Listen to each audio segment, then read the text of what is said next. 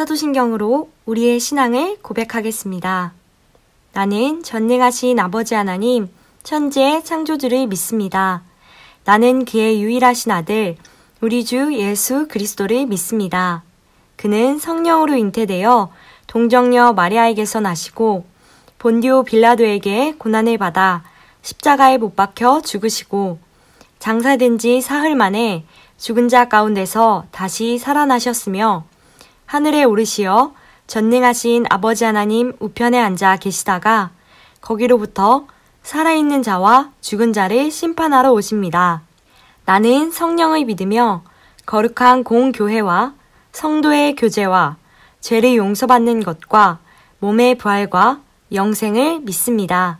아멘. 이 시간 우리의 예배를 받으시는 하나님과 예수님, 성령님께 찬양으로 영광 돌리겠습니다.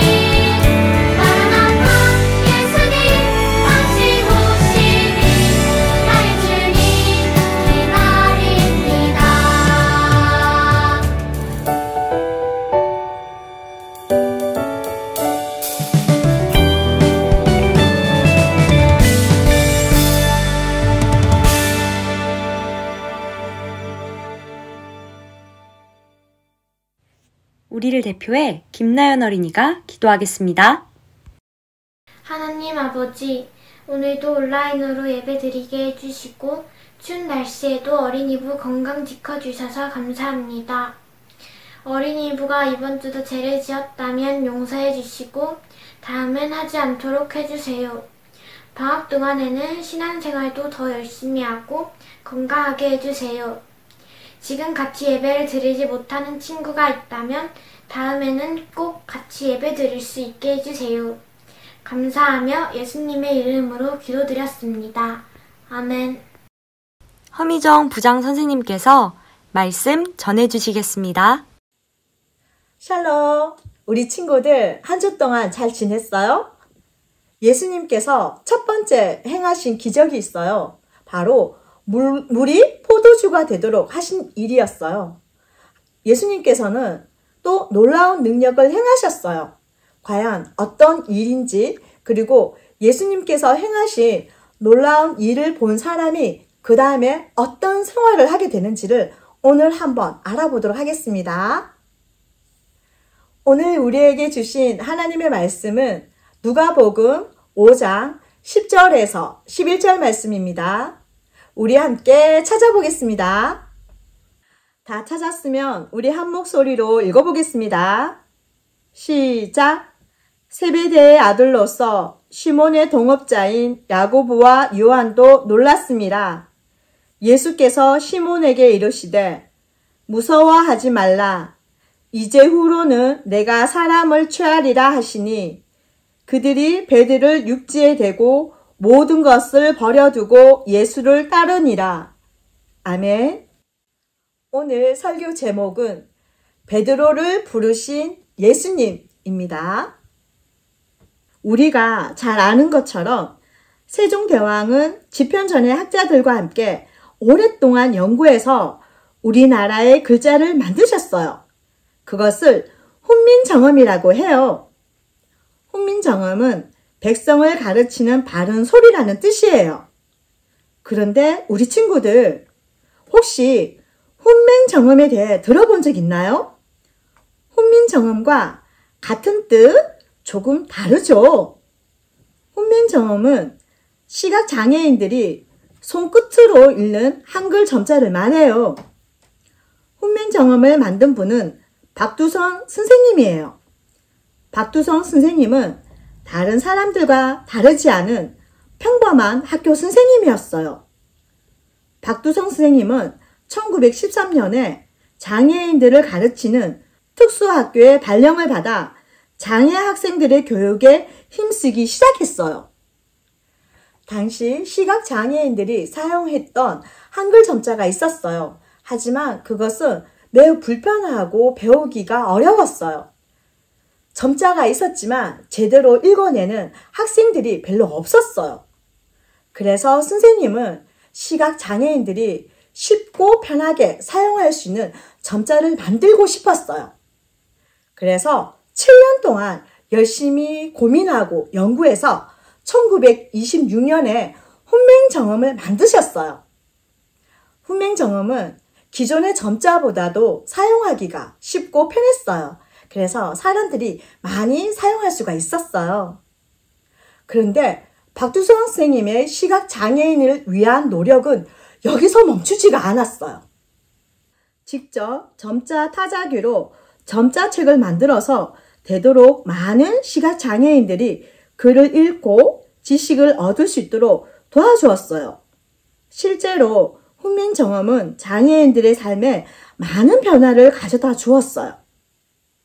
사람들은 박두성 선생님을 시각장애인의 세종대왕이라고 부르면서 칭찬하고 고마운 마음을 전했어요. 선생님께서는 한평생을 시각장애인을 위해서 헌신하셨어요. 우리 친구들, 선생님이 너무나도 훌륭하다는 생각이 들지 않아요? 선생님은 어떻게 이런 훌륭한 일을 할 수가 있었을까요?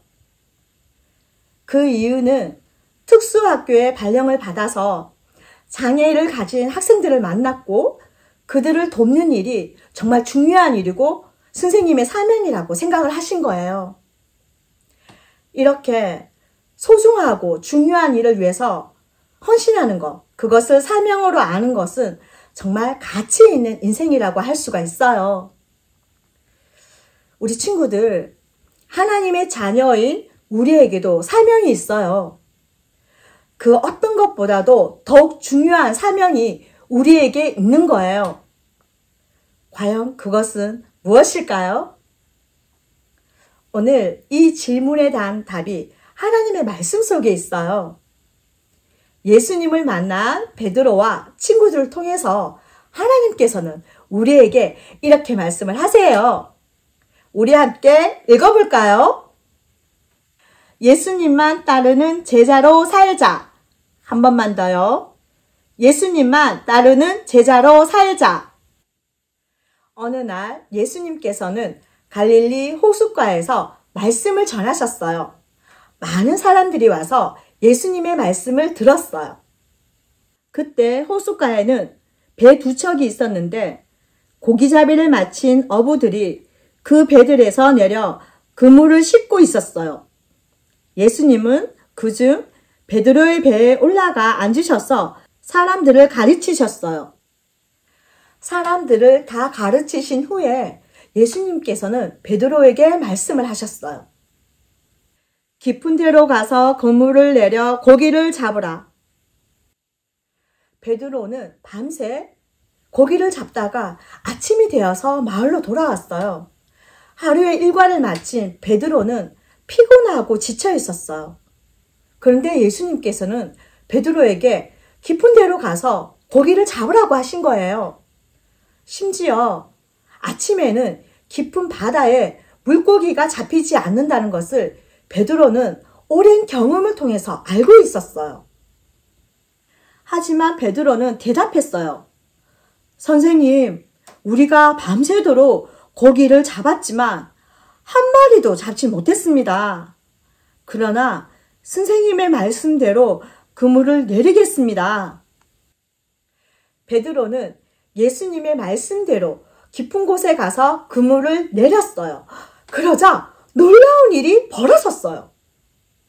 그물을 도무지 들어 올릴 수 없을 정도로 엄청나게 많은 물고기가 잡힌 거예요. 베드로는 급히 다른 배에 있는 친구들에게 도움을 구해 겨우 그물을 올렸어요. 물고기가 얼마나 많이 잡혔는지 2배에 가득 싣고도 배의 무게를 못 이겨서 배가 가라앉을 정도로 많이 잡힌 거예요. 베드로는 이를 보고 예수님께 엎드려 말했어요. 주님, 제게서 떠나주세요. 저는 죄인입니다. 예수님의 말씀에 순종해서 그물을 내린 베드로는 예수님이 어떤 분인지를 알게 되었어요. 그리고 예수님에게 나는 죄인입니다 라고 고백을 했어요. 예수님은 베드로에게 말씀하셨어요. 두려워하지 마라. 이제부터 너는 사람을 취하는 일을 하게 될 것이다.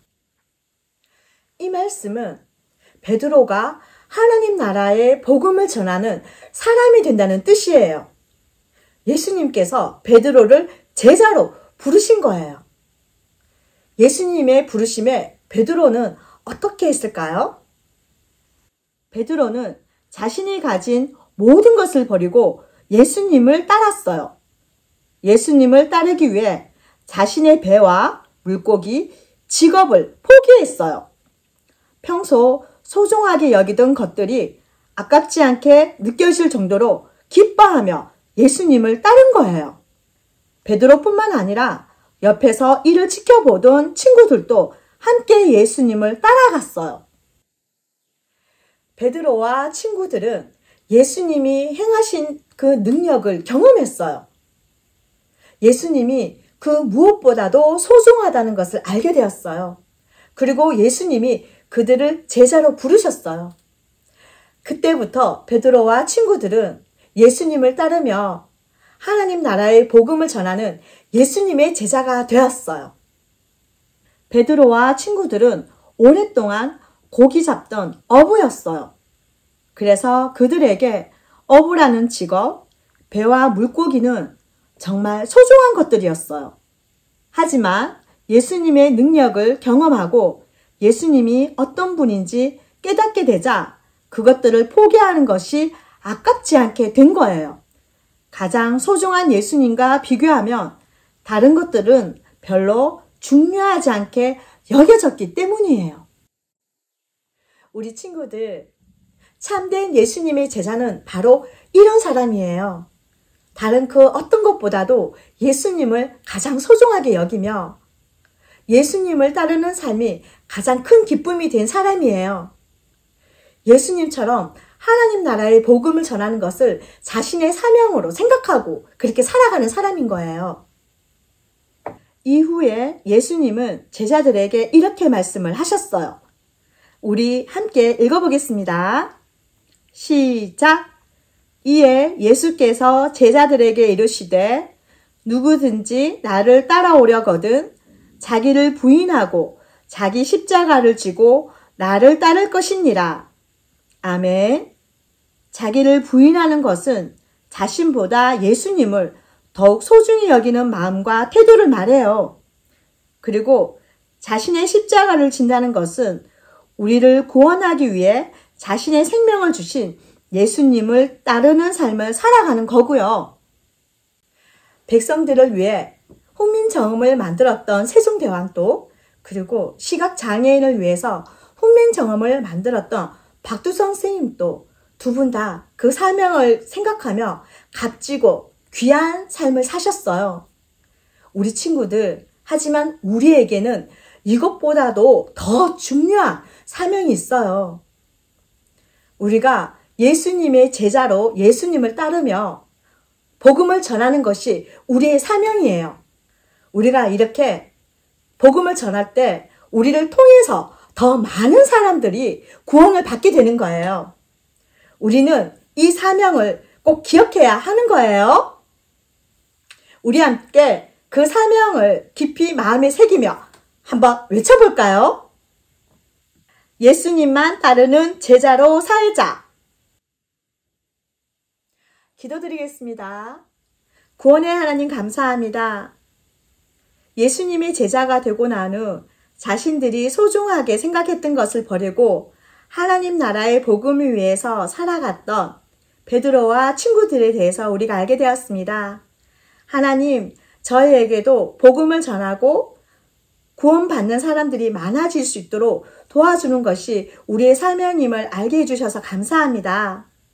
하나님, 저희가 이 사명을 꼭 기억하며 날마다 하나님 나라를 위해서 일하는 예수님의 제자로 살아갈 수 있도록 인도해 주세요.